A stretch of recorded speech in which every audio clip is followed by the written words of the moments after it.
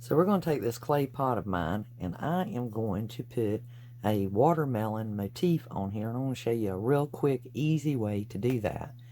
I'm actually going to use some of the Waverly paints. This one is actually that lacquer. We're going to make our raspberry and our pink color for our watermelon. I got this sign from Dollar Tree. Totally summer theme, but it's not the right color contrast that I need for all of my decor, so we're going to fix it up too. Alright, let's get to it. So the thing that I want you guys to bear in mind, if you have a raw clay pot that you are using and it's not been previously painted, you need to go ahead and water it, like run some water through it, and it will take paint better and you'll get a more smooth application. But always pre-dampen your clay pot. Trust me, whether it's got paint on it or not, it will take paint better. If you don't pre-dampen it, it's basically going to drink your paint up, and then you'll just be working against yourself trying to get a good coat on there. Now my pot had black paint on it, and I've already tested the color I want to use, and that's going to let me know exactly how good a coverage I'm going to get. So what I'm going to do is I'm going to base coat my whole bottom of my pot with the wicker white, and while my pot is still damp too, I wet it down with some water, as I was telling you guys, and letting that clay drink up that water. Go to it and basically using my white paint as a primer, and give it that base coat, and that'll help cover up some of that broken area, so I get a better even coverage when I begin really painting this up the way that I'm wanting to decorate it. And don't be shy when you're trying to do this. Now, if your clay pot has not been painted, then just know you're going to have to put at least 2 coats. And I'm not worried that that paint I already tested smears into that. Remember, this is just my primer. Okay, so I've got my base paint on there, and I actually got too much paint out, guys. So I ended up being able to base paint my entire pot, and that is great. I think it's going to be great gravy. So let's let it sit, dry, and we'll be right back.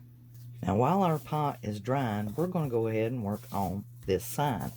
And the first thing I want to do is I want to take all of these parts from off of it. So I'm disassembling the sign. Be careful of those staples. Make sure they don't land on the floor and that you don't get them up. And if you just kind of yank on it a little bit, just kind of roll it out, they come off. So I have my strawberries, and I have a lime, and I have flip-flops. And I definitely, I bought this whole sign just for these flip-flops, guys. So those are my weaknesses. Although these flip-flops are cute, it does not match what I've got going on outside and what I am doing. Most of my stuff is like a teal, and this lagoon, I have used it a lot too. I love this vintage type of coastal blue, and I am going to use this lagoon. And as you can see, I'm just putting enough on there so that I can still make out where my little thong on my flip-flop is. And I just want to utilize the shape and get it like I want. And so I'm going to put a base coat on here, and then we're going to fix up this little flip-flop. Now this pineapple, and that is what that is, has kind of a, you know, pineapples are generally golden. And so this is actually called Camel by Americana. And I'm going to try doing it instead with this camel. And once again, whenever I paint a piece like this that's kind of odd, and the decoration they've done on it is really going to be my base to copycat, so that when I decorate this up and make it a little more appealing for me, I try to bear that in mind. Like this one's got on eyeglasses, and you can see kind of the bushiness of the head up there, and it just kind of gives me a guide. So I do try to stay, as I tell the kids after they learn how to color, you want to stay within the lines. So I'm just trying to paint within the lines here, and just focus more on the pineapple versus the faces on the pineapple. And I have this Engine Red by Folk Art. I love this stuff at Christmas. This is like a go-to color, and it's really pretty. So I think that if I can get if there's anything left in it, and put it on this strawberry. Welcome, I'm Elizabeth. This is the Dandysoap DIY channel, and I appreciate you viewing my video. If you're part of my gang already, hey guys, I can't wait to read your comments and suggestions. You know to put them in the box down below. If you don't already see the playlist, the link is in my description box. You can click on it and it'll put you in the loop, and you can roll right through there and watch each one of these creators that have joined in on this collaboration. This is the Foodie Challenge, and this month's theme is the watermelon. This is being put on by Nadia of DIY with Nadia, and her co-host this month is Sandra over at the Showings Nest. Now, I've interrupted you in the middle of this project, so we better get back to the craft room. If you do enjoy my video, please give me a thumbs up. If you'd like to join me in the window, and boom, you're in. So, back to the video. I did paint that engine red, and we'll lay that aside. Now, on this particular one, guys, you got to kind of go backwards to come forward. And if you're going to coat this one, you need to do the whole thing white, and then you can put your details in, because a lime is a little bit tricky with them having put the pink, and it just has a very light green edge. And if you'll notice, I'm actually using my enamel acrylic paints. When it comes to the white, it will give a better coverage, and I won't have to work as hard to cheer it up as I would with the chalk paint. The chalk paint is thin, and you can do it with a chalk paint, but I did want something that had a little more heavier coverage to it, so that when I go to use the paint markers on this, that enamel will allow for a better glide and won't shift. With chalk paints, you do have to let them dry for a long period of time, usually for a whole day. And when you go to painting over top of them, when it comes to something slick like this that you haven't already, so you got to, because these are so slick and they do have the glitter, but you'll notice that the chalk paint might shift on you when you're trying to put a second coat on it or trying to get enough coverage. So unless you just really need a very, very light coverage, the chalk paint is the way to go. But if you want something that is definitely going to have a little bit heavier coverage but give you enough glide so that you can use your paint markers over top of it, sometimes you find on these little slick boards like this, just that you need something like the enamels or even the actual acrylic paints versus the chalk paints. Okay, so we're going to mix up and make our blush part of our watermelon first. And it's not going to take a lot because you already have this base coat going here. So I'm just getting some chalk paint out and get that ready for me so that I can start doing my mixing. And I'm just patting it out in a bigger area so that I get some kind of cascading of different color here. And since I do not want to mess up my paint, I just stick the handle of my brush in there, because remember, I want to use the same color that is actually going to be the more deeper part of my watermelon. And so I am going to pat that in, and you just whip it back and forth, or whichever works for you. And there's still a lot on that handle, and just use the side. And I'm only boring you guys with this because I want you to understand that when you're doing your paints, if you want it to transition and really look like the idea of it, then you've got to get those colors together and make them mingle. Then once you get that color built, you can make your deeper color, use the deeper color straight out. And that's why whatever you're mixing, you want to use it, and then that way you can use your deeper color in the raw on its own, unadulterated. And let me put covers on these, because I certainly don't want to have paint spilled all over the place.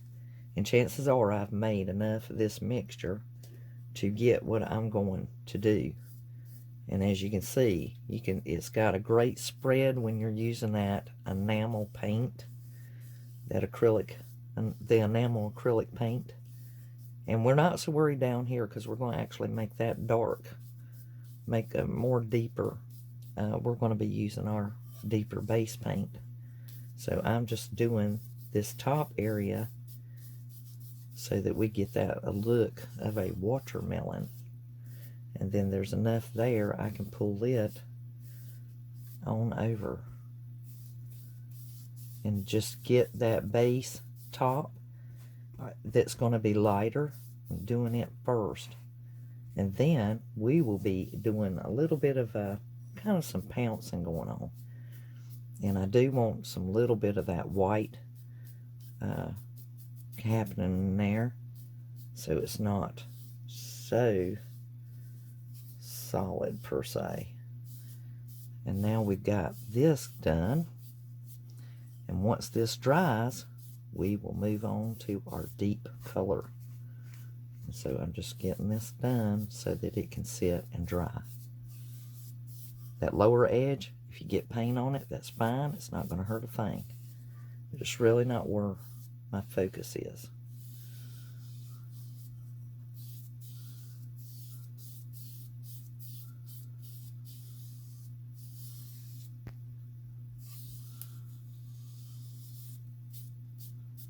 Okay, let's give that a moment. Now I've got soft apple from Folk Art here, and I'm going to put that up here on my band.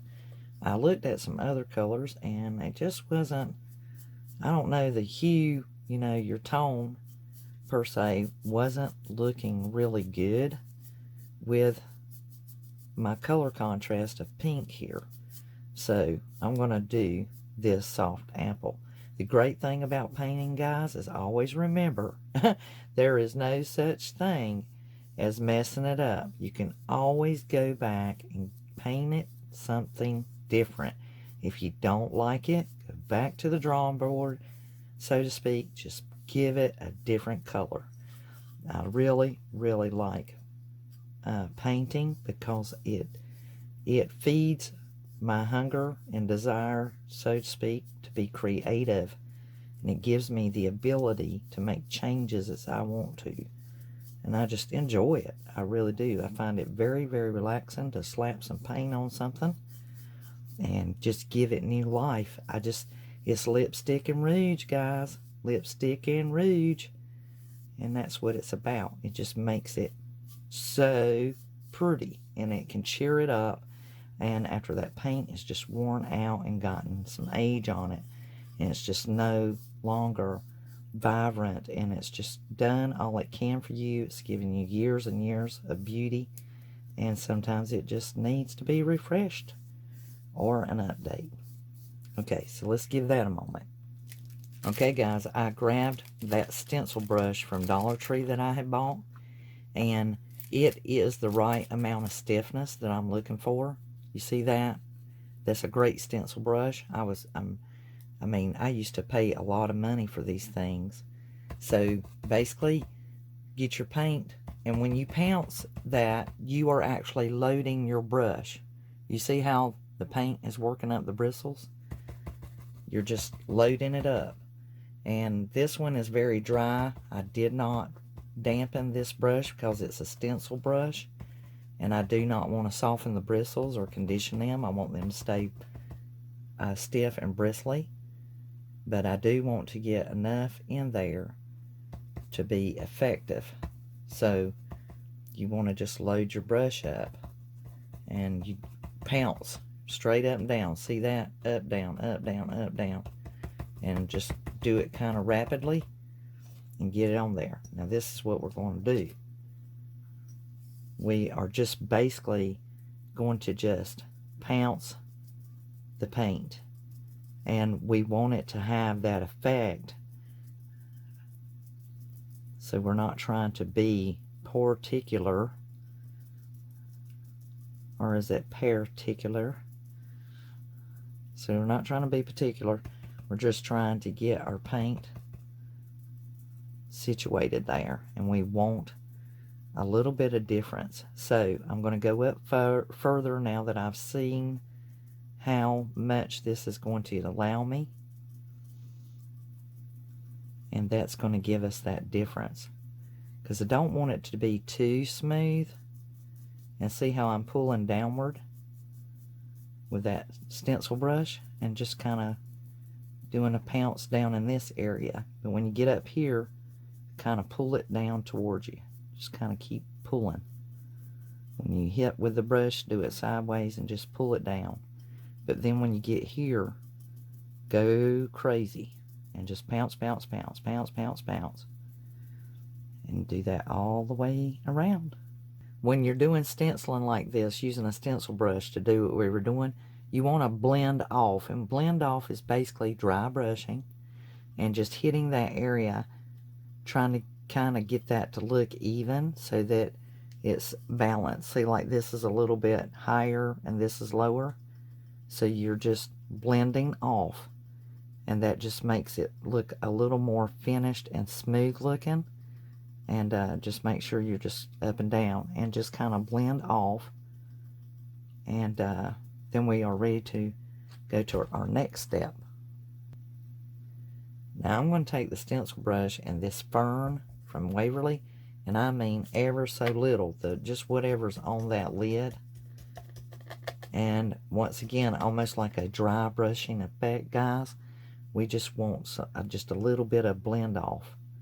Just a tiny bit, and you can do that wide if you like, just kind of a dry brush, and you want to do that blend off just like you would see on a watermelon.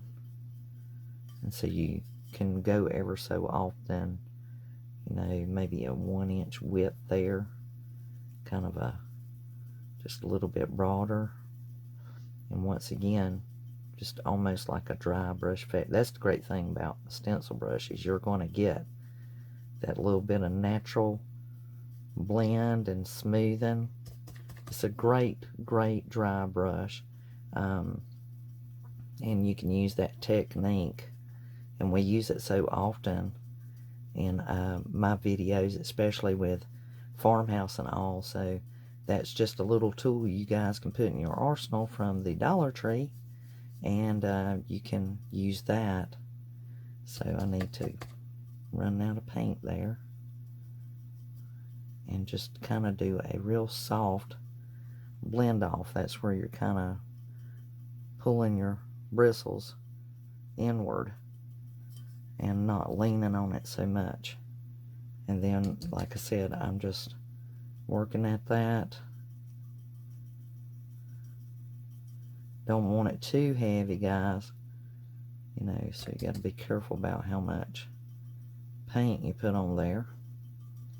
And just do your little blend off.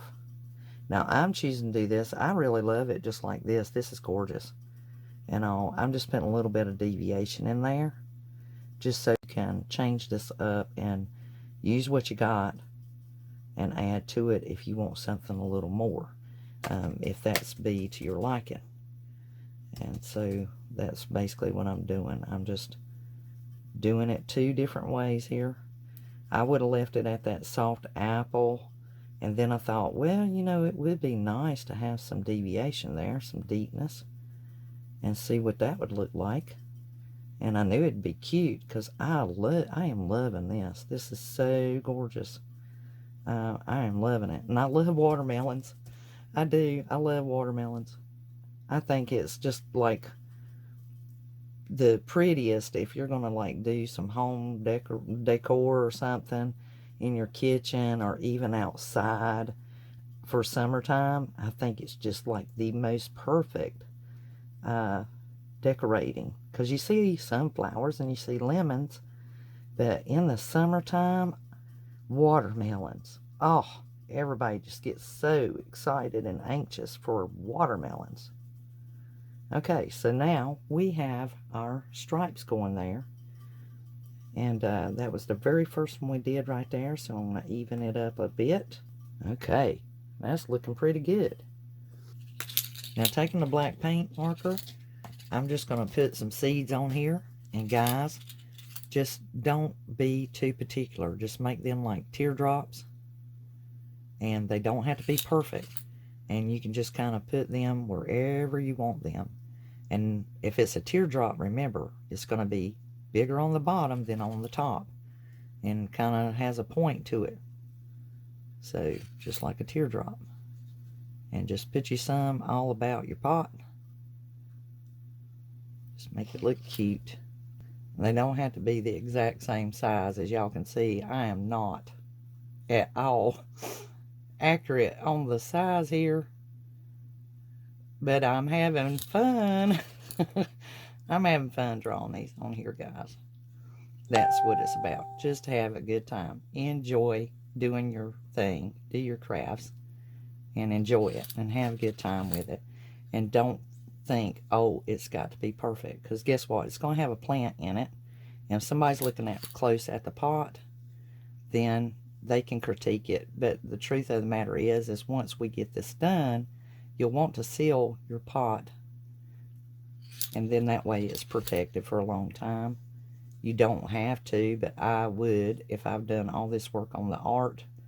You might want to put a sealer on it. And the great thing about a sealer is it will last forever. And it will make it easy so that if you decide to upcycle this at a later date and paint it a different color scheme, you'll be able to have a more smoother surface. And it'll just hold really well. So you can put as many or as few of seeds on there as you want. And I'm just kind of looking at mine because I know there's going to be a favorite side no matter what I do. And this is probably going to be my favorite side. There's a whole bunch of seeds in that watermelon. That's a seedy watermelon. There we go. And that's probably going to be my favorite side. It's somewhere in here. Okay, so we got our seeds done. Now we're going to set that aside. I hope you guys like that. And we're pretty much done with this except for putting a sealer on it and putting a plant in it. And she is ready. Alright, so let's go back to the lime. I have some paint markers here. And this one is like a deep green color. And I'm just going to do the best I can to go around that edge. And I'm just using what was already there as my guide. So I'm just going to fare with this the best that I can on that glitter.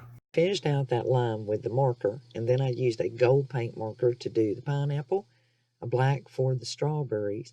And you guys, if you'll use your marker to trim out the flip-flop, just follow the shading. That's why I lightly painted it, so I could see it in the background. Now, let's fix up these flip-flops. I'm going to use my Walmart rope that I got, because use your paint glue gun and just press that together, glue it into place, and you have a thought. So since I got a hold of some old glue, and this is some serious sticky glue, it's fantastic, but that's why I stopped using it, guys, is because it has this yellow tinge to it, like it's old, and that's really its color. But I tell you what, is superb glue. For a hot glue gun. It's just that I happen to have that in there from where I did a previous DIY that needed some heavy duty glue, and I was using it because I knew that stuff is super sticky. So I'm going to add little daisies to these flip-flops, which you guys have seen the flip-flops with little daisy flower on there. They are absolutely adorable. They were like my favorite pair. And I kind of got my daisy started looking kind of bad on my flip-flop, so I had to do away with those. And it might just be a southern thing, but I'll be honest with you, I seen young girls down at the coast, and they too love the little daisy on their flip-flops. So I was like, I am definitely up to date with the rest of the gals. Let's put us a little saying on here. This is absolutely gorgeous, just like that. Is that not the cutest thing ever? Yeah, I love the flip-flops. So I'm literally just going to write that on here, I think I'm going to put flip-flop kind of day. Don't look that grand, but so that we can calm or flip-flop down a little bit, or our word rather. There we go. How's that look to you guys? So cute. So cute. And that way it draws less attention in its boldness. Our pineapple and our strawberry. I have these flowers from the Dollar Tree. These are what's left over. These are the leaves. And since pineapples have a more strikingly straight leaf, we are going to utilize these. So I took those leaves and I cut them and I made it real sharp angle. And then I started gluing it onto that pineapple to embellish it and make it look like the leaves. And you'll want to take some scissors and kind of cut at it there. Now for the strawberry. Strawberries have rounded edges, so I am going to actually pull this plastic from off the leaf.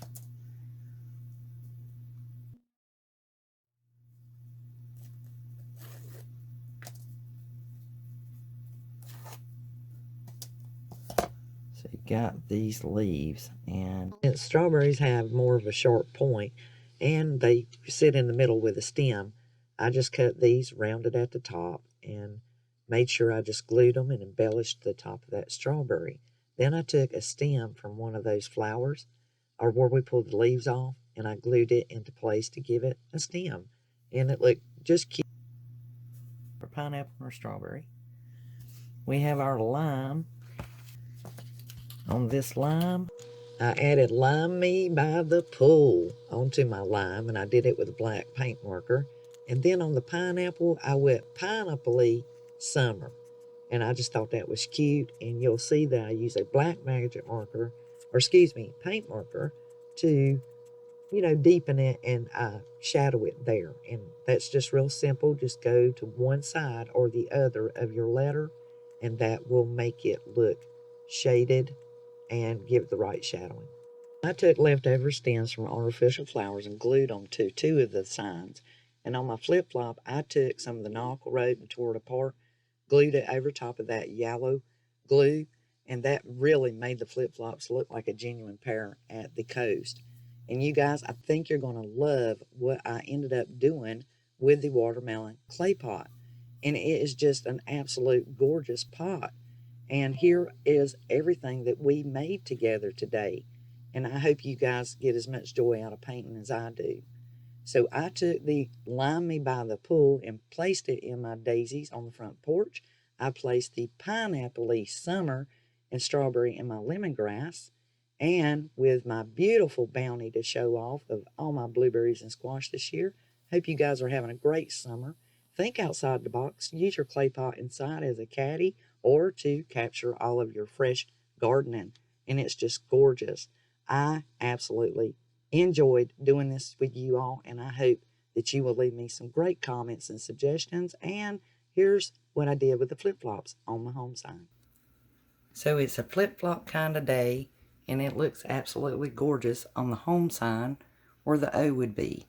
For those of you who'd be interested in the home sign and seeing how I made this one, look up at the top of the screen. See it right there? Yes. If you click on that, it will take you over to the video and show you how we made this home sign. Thank you so much for watching. I look forward to your suggestions and comments. And until the next DIY, you guys have a wonderfully, dandily crafty day. This is Elizabeth, over and out. Bye, guys.